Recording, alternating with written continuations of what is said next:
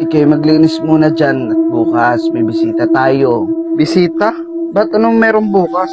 Wala namang ganap bukas ah. Basta, Sige, na ako na bahala dyan. Pahinga na kayo dyan.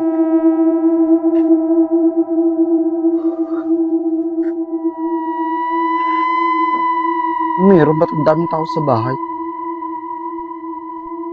Uy, Tang! Ikaw pala bisita namin. Ba't ang daming tao sa labas? Toy, si mama mo.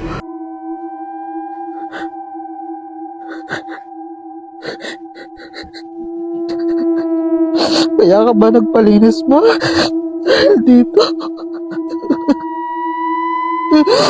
Dahil may dadating ka bisita. Tumahig dahil daw yung unawan mo.